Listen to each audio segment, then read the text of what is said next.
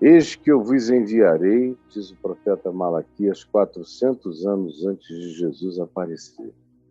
Antes de João Batista aparecer, nascer e pregar no deserto da Judéia. Eis que vos enviarei o profeta Elias.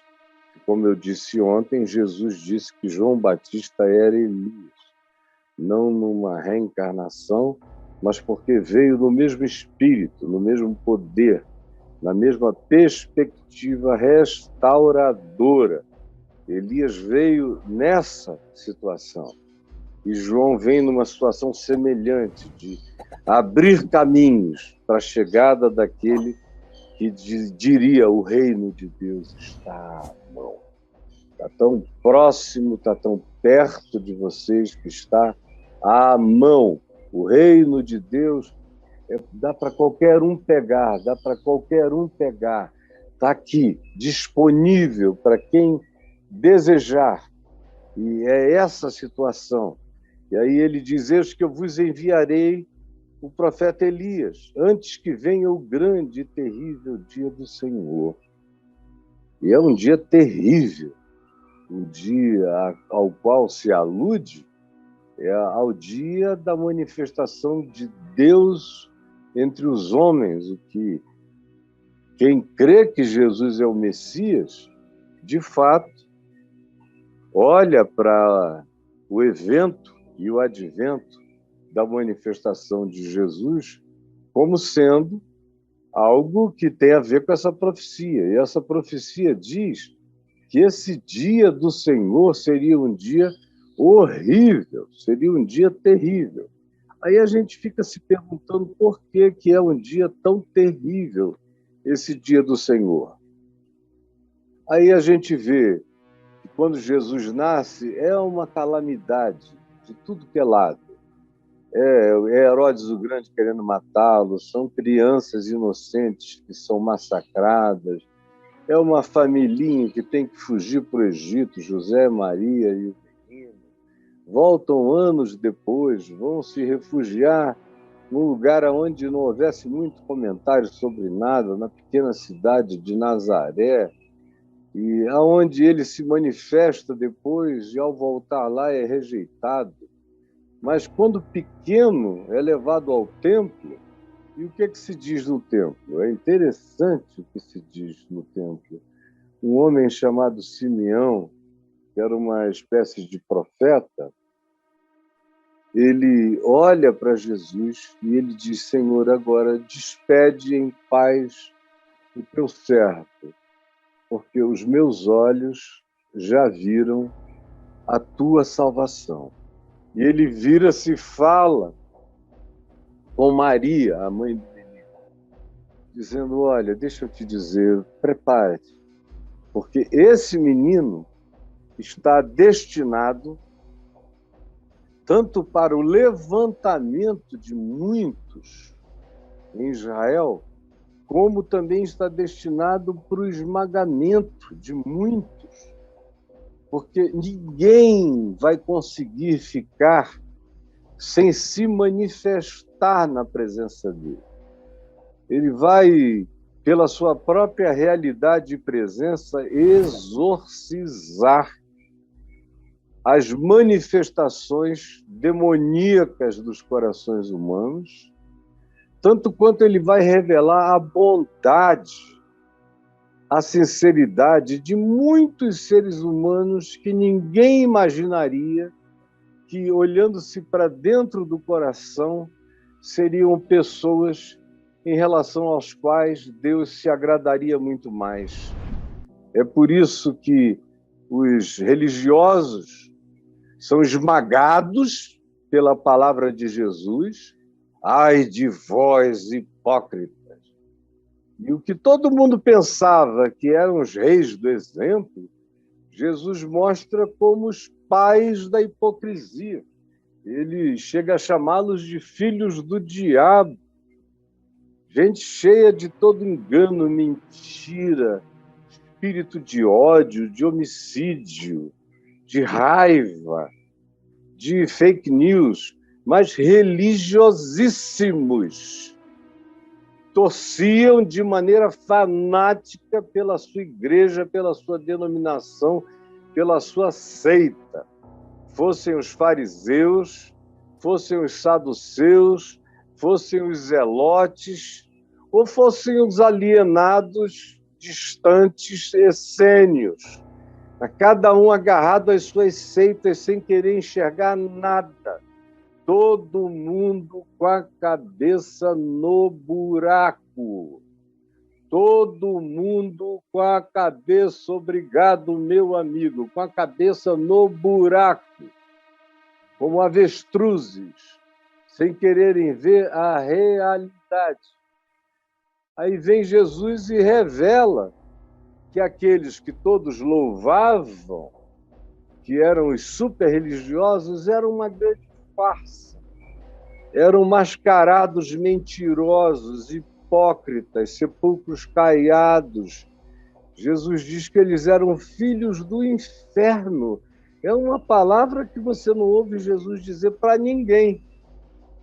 Ele encontra com os pecadores, com as prostitutas, as meretrizes, as garotas de programa, as adúlteras culpadas, os adúlteros culpados, os publicanos cobradores de impostos para os romanos, que eram repudiados por todos, abominados por todos, e os trata com carinho, candura, meiguice, bom humor, aceita os seus convites, vai para os seus banquetes, participa das suas festas, come e bebe com eles, não raramente, mas com determinada frequência.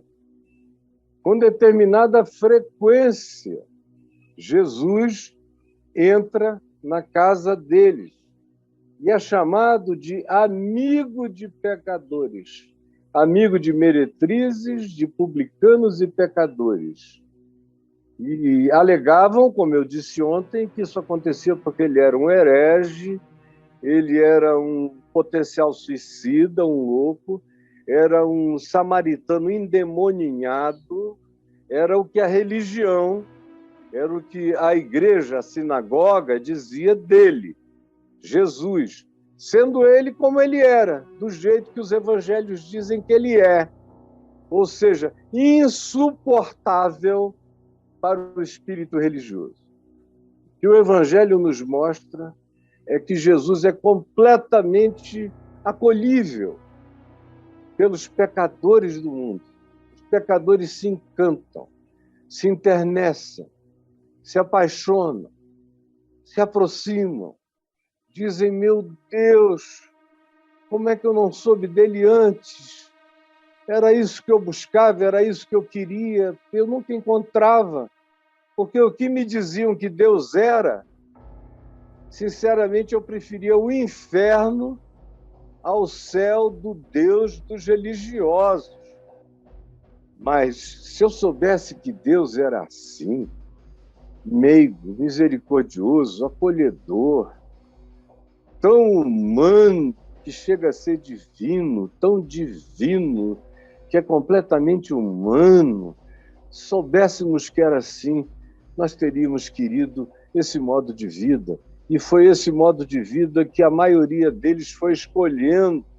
E os discípulos de Jesus, praticamente todos eles eram constituídos por pessoas que a religião rejeitaria, tanto os homens quanto as mulheres, porque na manifestação do dia do Senhor, como está dito aqui, nesse grande dia do Senhor, esse seria também um dia terrível, terrível, porque se manifestariam, diz Simeão, dizendo a Maria, manifestar-se-ão os segredos ocultos de muitos corações.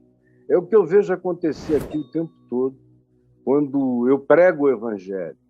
Aí eu vejo a mesma situação se definir. Os religiosos ficam com ódio, Eu só estou falando de Jesus, do jeito dele ser, tratar as pessoas, conviver com elas, acolhê-las, conversar, gestuar, como ele é assim ao ar livre, em todo lugar, e como o trato dele só varia quando ele começa a ser provocado pelos religiosos, acusando-o, ele nem ouvia, blasfemando contra ele. Só uma vez ele falou, dentre as muitas blasfêmias que ouviu contra si próprio. E os religiosos o ofendiam e, no fim, o mataram. E aqueles que todos abominavam o amaram e, no fim, o seguiram. Assim, esse dia é terrível, porque é um dia que acaba com as máscaras. A realidade de Jesus, diferentemente da religião, é que você entra no esquema religioso e, para viver dentro dele, você se mascara. Você tem que botar a cara do Coringa, sorrindo ali, Pai do Senhor, oh, glória, aleluia, irmãos, aleluia, irmãos, aleluia. Coringas, só coringas, disfarçados, essas figuras amorfas, essas figuras geléquicas, essas figuras moluscas, sem backbone, sem coluna, sem caráter, sem estrutura, sem compromisso, sem vínculo com Deus, com a vida, com o próximo. Isso tudo é revelado por Jesus, foi e é, como está sendo nos nossos dias. Essa manifestação da pregação do Evangelho, esse anúncio que acontece em dias apocalípticos, em dias de Joões Batistas solitários, gritando no deserto sem eco na religião, e o eco que conseguem ainda é o da hipocrisia, de quem vai lá só dizer, para não dizerem que eu não falei de Flores nem de João Batista, deixa eu ir lá, me batizar, saio e pronto. Tudo fica como está. Não muda. Eu venho falando na síndrome de Gabriela há uns 45 anos, mais ou menos. Desde que eu vi a novela em Portugal, em 77. Que eu venho falando na síndrome de Gabriela. Hoje em dia tem muita gente usando essa expressão, que eu fiquei até com vergonha de usar, embora eu saiba que eu fui provavelmente a primeira pessoa a cunhá-la. Essa síndrome de Gabriela que diz, eu nasci assim, vou viver assim, vou morrer assim, sempre Gabriela. E é o que acontece com os religiosos que se fanatizam. Eles podem até fazer de conta, de vez em quando, algumas coisas, dependendo de com quem conversam, mas eles estão definidos na imutabilidade. Na imutabilidade, não mudam. E continua tudo igual. E odeiam os que se transformam, os que se convertem, os que querem melhorar, os que erraram e disseram, não, eu não vou mais repetir isso, eu vou seguir um outro caminho. Eles congelam as pessoas no espaço-tempo, como se elas fossem imutáveis, como se não pudesse haver conversão, milagre, regeneração, transformação. Por isso eles odeiam tanto Jesus e o Evangelho. Por isso também me odeiam tanto, porque eu nasci de uma conversão, num pai miraculosamente convertido, e eu também. E a minha vida toda foi chamar pessoas ao arrependimento. Milhões ouviram e vieram, sabem disso até o dia de hoje. Mas eu carreguei durante muito tempo, apesar dos pudores dos religiosos, e depois que eu mesmo retirei o tapume dos pudores, Aí eles abriram o coração, suas raivas, invejas, sentimentos de antagonismo, ciúmes, ódios, invejas, invenções, e eu sou só um representantezinho pequeno dessa mensagem do Evangelho, mas eu tento encarná-la, eu tento vivê-la de todo o meu coração. Isso é chocante. Numa situação de um ente inadministrável pela religião. E a religião adora quem pode administrar e odeia os inadministráveis. Tem muita gente que aparentemente está andando livre da religião, mas é só aparentemente. Se houver um aperto para valer, na mesma hora o pessoal começa a falar fino. Aguentar o tranco é outra história. Está disposto a encarar qualquer negócio sem barganhas a fazer, é outra coisa, que é como Jesus nos ensinou. Mas, quando o Evangelho chega, como chegou a você, chegou à sua casa, ou chegou aos seus amigos, chegou na sua parentela, chegou através de alguém na sua igreja, ele começa a revelar que as pessoas são. Aí você começa a dizer, meu Deus, eu não pensei que Jesus pudesse provocar coisas tão ruins no coração dos religiosos. Esse é o choque. Ele produz coisas tão boas nos corações dos que todos acusavam de não crerem em nada, de não serem de Deus. O melhor desses eclode. E ele revela o sepulcro caiado, como é tudo pintado só por fora, na religião da hipocrisia dos fariseus, dos saduceus, dos faz de conta. Mas por dentro era putrefação, rapina, tudo que de pior pudesse ser concebido na subjetividade do ser e do coração. Aí é grande e é terrível esse dia do Senhor. Nós estamos vivendo nesse grande e terrível dia do Senhor Jesus. Era assim nos dias de João Batista, com Jesus nascendo, crescendo e manifestando durante a sua vida quem era quem, sem acusar ninguém. As pessoas se revelaram. As meretrizes, os publicanos, os pecadores, os abomináveis, fizeram, uau, eureka, era o que a gente queria. Meu Deus, que coisa linda! Enquanto os religiosos, ao ouvirem Jesus, diziam, é um perigo,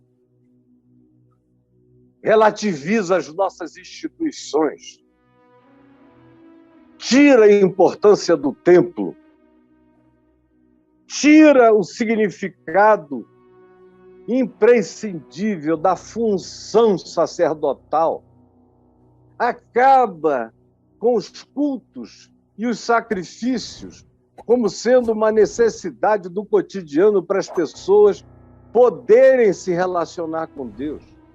E ensina que qualquer um, em qualquer lugar, pode viver Deus em espírito, em verdade, em sinceridade. Portanto, ele é uma desconstrução de tudo aquilo do que a gente vive, do que a gente se alimenta e daquilo que nos dá poder, tanto para negociar com os romanos como para controlar o povo e ganharmos o dinheiro e os impostos que nos são pagos também. Aí aparece ele aí, propondo algo que, se for obedecido, nenhum de nós fica mais rico. Nenhum de nós vai ficar tão poderoso quanto era antes. Se esse evangelho for crido, e se o poder e o eixo do temor se desviar daquilo que a gente faz como manutenção religiosa e for levado para essa dimensão da intimidade com Deus proposta por Jesus, o nosso negócio religioso acaba, não vai ter mais jeito, vai acabar. Vocês estão me entendendo? Então, olha aqui para mim, bem pertinho. O que eu estou dizendo é que, assim como foi nos dias de Jesus com João Batista, não é diferente dos nossos. Nós temos os mesmos públicos, o mesmo espírito religioso está presente, estratificado, com os mesmos ódios, com as mesmas superficialidades, com os mesmos legalismos, com as mesmas aparências, com os mesmos mascaramentos, com os mesmos disfarces, com as mesmas mentiras, com os mesmos ódios, os mesmos ciúmes, as mesmas raivas, o mesmo espírito de competição perversa de uns para com os outros, a mesma disposição de matar, de acabar, de ostracizar qualquer um que reflita a graça de Deus em Cristo, se torna inimigo do projeto deles, eles fazem tudo para liquidar. Que eles podem calar, eles calam. Que eles não podem, eles fazem tudo para ostracizar. Mas há ecos que gritam do deserto e que não são controláveis, são audíveis e são imutáveis nas verdades que anunciam, que propagam e que chegam aí onde você está, como estão chegando agora. No entanto, ontem eu disse que a minha ênfase é que, onde não há conversão dos pais aos filhos, o que vem